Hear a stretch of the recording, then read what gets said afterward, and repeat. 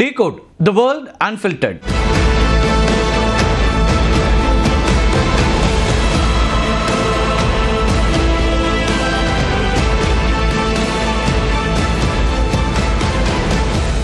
எந்த நாட்டிலையும் நடக்காத வினோதம்லாம் அமெரிக்காவில் தான் நடக்கும். அதுவும் ட்ரம்ப் தலைமையில் இருக்கக்கூடிய அமெரிக்காவில் நடக்கும். அதை பற்றி தான் இன்றைக்கு டீகோட் செய்ய இருக்கிறோம். அப்படி என்ன நடக்காத காரியம்? எல்லா நாளும் ஏதாவது ஒன்று செஞ்சுட்டு தானே இருக்காரு அப்படின்னு நீங்கள் நினைக்கலாம். அப்படி ஒரு முக்கியமான ஒரு நகர்வு தான் அமெரிக்காவில் நடந்திருக்குது.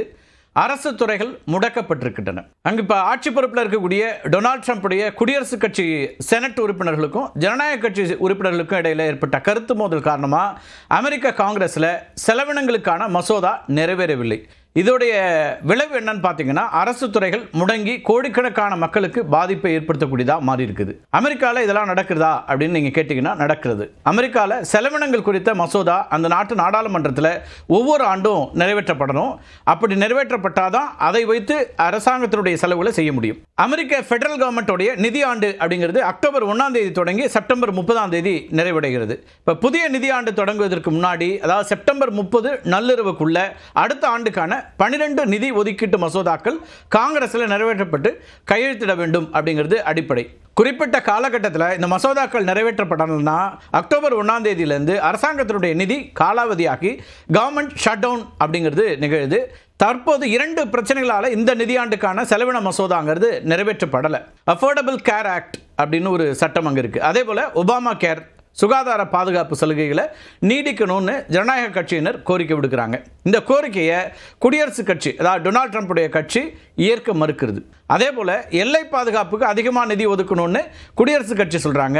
இதனை ஜனநாயக கட்சியினர் நிராகரிக்கிறாங்க.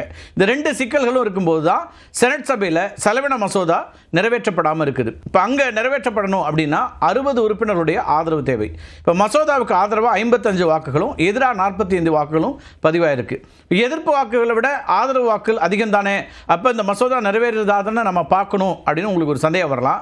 அமெரிக்க செனட்டில் மொத்தம் 100 உறுப்பினர்கள் இருக்காங்க. அதில் ட்ரம்ப்போட குடியரசுக் கட்சிக்கு 53 எம்பிக்களும், எதிர்கட்சியாக இருக்கக்கூடிய ஜனநாயக கட்சி, அதாவது பைடன் இருந்தார் இல்லையா, கமலா ஹாரிஸ் போட்டிட்டாங்க. இந்த டெமோக்ராட்டிக் பார்ட்டிக்கு 45 எம்பிக்களும் இருக்கிறாங்க. இது போக சுயேட்சை எம்பிக்கள் 2 பேர் இருக்கிறாங்க. 2 சுயேட்சை எம்பிக்கள் குடியரசுக் கட்சிக்கு ஆதரவு தெரிவிக்கிறாங்க. நிதி மசோதாவுக்கான ஆதரவு 55 உயருது.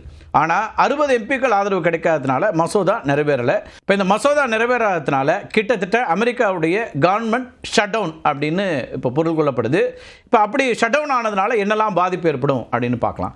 சுமார் 10 லட்சம் அத்தியாவசியமற்ற மத்திய அரசு ஊழியர்கள் ஊதியமின்றி விடுப்பில் அனுப்பப்படுவார்கள். இது ரொம்ப முக்கியமான சிக்கல். இப்போ அத்தியாவசியமற்ற அரசு ஊழியர்கள் 10 லட்சம் பேர் விடுப்பில் அனுப்பப்படுவாங்கன்னா, இப்போ வேலையில் இருக்கக்கூடிய ராணுவ வீரர்கள், எல்லை பாதுகாப்பு பணியாளர்கள், விமான போக்குவரத்து கட்டுப்பாட்டாளர்கள் போன்ற அத்தியாவசியமான ஊழியர்கள் இருக்காங்க இல்லையா, அவங்களுக்கும் இந்த முடக்கம், அந்த ஷட் டவுன் முடிகிற வரைக்கும் ஊதியம் இல்லாமல் வேலை செய்ய வேண்டியிருக்கும்.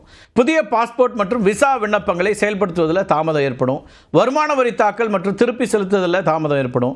அனைத்து தேசிய பூங்காக்கள் மற்றும் அருங்காட்சியகங்கள் மூடப்படும். கல்வி மற்றும் ஆராய்ச்சி வளாகமாக செயல்படக்கூடிய பிரபலமான ஸ்மித்சோனியன் இன்ஸ்டிடியூஷனும் மூடப்படக்கூடிய ஒரு நிலை ஏற்படுது.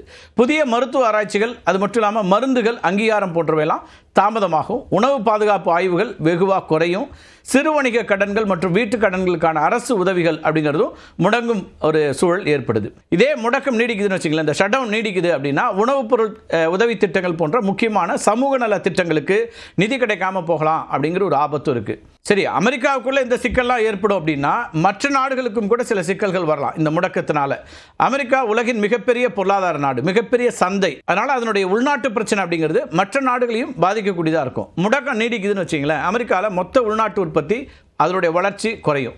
அமெரிக்க வர்த்தக பிரதிநிதிகள் அலுவலகமாக இருக்கக்கூடிய office of the United States trade representative இருக்கு இல்லையா, அது முடங்குச்சு அப்படின்னா இந்தியா, ஐரோப்பிய ஒன்றியம் போன்ற நாடுகளோட நிலுவையில் இருக்கக்கூடிய வர்த்தக ஒப்பந்தங்கள், அது மட்டும் இல்லாமல் பேச்சுவார்த்தைகள் தாமதமாகக்கூடிய ஒரு சூழல் ஏற்படும்.